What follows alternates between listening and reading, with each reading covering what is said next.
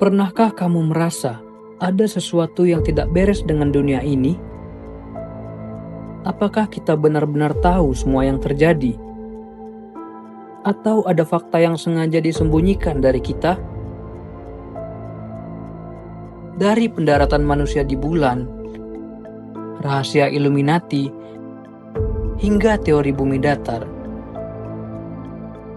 Mengapa begitu banyak orang yang percaya pada teori konspirasi? Apa yang membuat teori ini begitu menarik?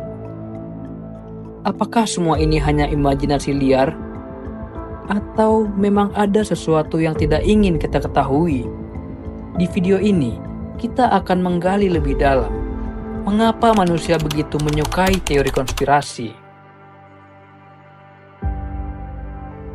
Manusia adalah makhluk yang selalu mencari pola. Ini adalah bagian dari evolusi kita. Di zaman prasejarah, melihat pola bisa menyelamatkan nyawa.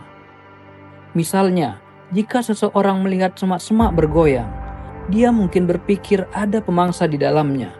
Lebih baik lari daripada mengambil resiko. Tapi, apa jadinya kalau otak kita terlalu pandai melihat pola? Apa jadinya kalau kita melihat hubungan yang sebenarnya tidak ada? Inilah yang disebut sebagai pattern seeking brain. Otak yang selalu mencari hubungan di antara hal-hal yang tidak berkaitan.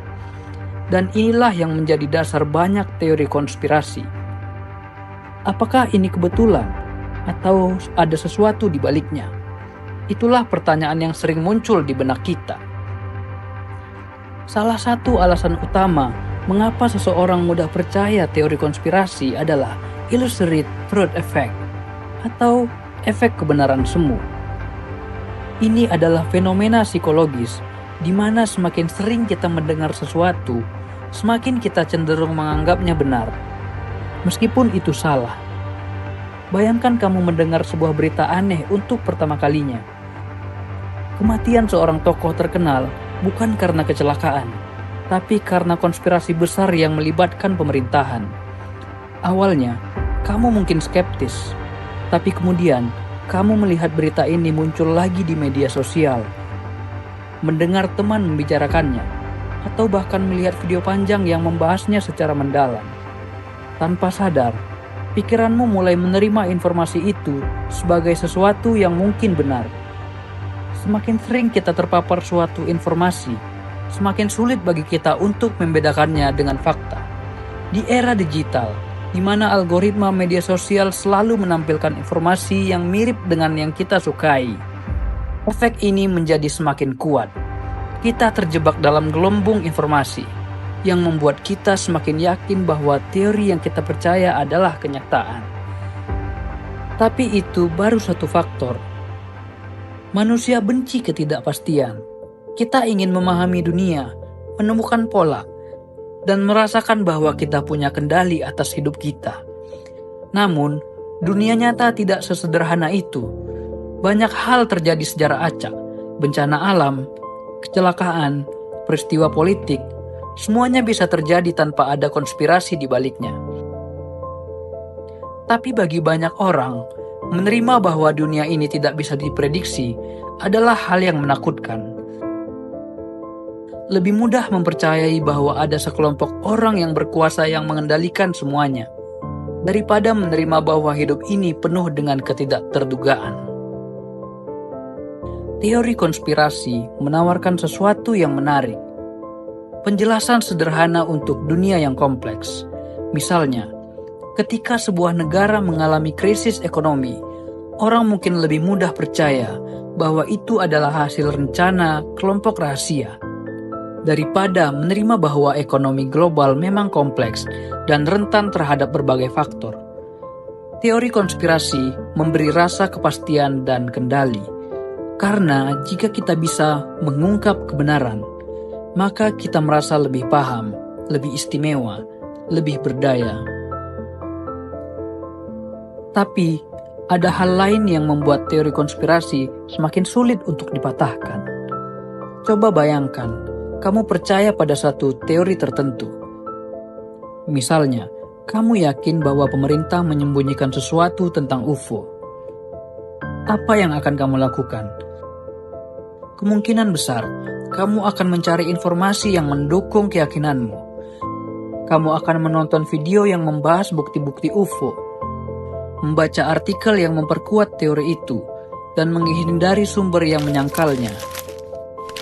Ini adalah yang disebut bias konfirmasi. Ketika kita sudah percaya pada sesuatu, kita cenderung mencari informasi yang memperkuat keyakinan kita dan menolak informasi yang bertentangan dengannya. Hal ini membuat seseorang bisa terperangkap dalam pola pikir tertutup. Mereka tidak lagi mempertanyakan apakah informasi yang mereka percaya benar atau tidak, karena mereka hanya melihat satu sisi cerita. Dulu, teori konspirasi menyebar dari mulut ke mulut, melalui buku atau acara TV. Tapi sekarang, internet dan media sosial telah mengubah segalanya. Sebuah teori yang dulunya hanya dibicarakan kelompok kecil, sekarang bisa menyebar ke jutaan orang dalam hitungan jam. Semakin sensasional sebuah teori, semakin cepat ia menyebar. Tapi, apakah semua ini berbahaya? Beberapa teori konspirasi ternyata tidak sepenuhnya salah. Banyak skandal yang awalnya dianggap teori konspirasi, akhirnya terbukti benar. Misalnya, skandal Watergate di Amerika. Awalnya hanya teori konspirasi, sebelum akhirnya terbukti bahwa pemerintah memang berusaha menutupi kebenaran. Tapi di sisi lain, teori konspirasi juga bisa berbahaya. Ketika orang mulai menolak sains dan fakta bahwa karena lebih suka percaya teori alternatif, maka itu bisa menyebabkan masalah besar. Contoh paling nyata adalah teori konspirasi tentang kesehatan dan vaksin. Ketika orang lebih percaya pada teori tanpa dasar, maka akibatnya bisa fatal. Jadi, apakah teori konspirasi selalu salah? Ataukah kita harus lebih hati-hati dalam memilah informasi? Teori konspirasi selalu ada, dan mungkin akan selalu ada. Sebagian memang menarik untuk dipelajari, sebagian lainnya bisa berbahaya. Tapi satu hal yang pasti, manusia selalu ingin mencari kebenaran tersembunyi. Sekarang pertanyaannya, apakah kita benar-benar mencari kebenaran? Atau hanya mencari sesuatu yang ingin kita percayai? Bagaimana menurut kamu? Apakah teori konspirasi adalah cerminan dari ketidaktahuan kita? Atau justru petunjuk yang mengarah pada sesuatu yang lebih besar? Tulis pendapatmu di kolom komentar. Dan jangan lupa, tetap berpikir kritis. Jika kamu suka video seperti ini, jangan lupa like dan subscribe untuk lebih banyak pembahasan mendalam tentang psikologi, misteri, dan teori konspirasi. Sampai jumpa di video selanjutnya.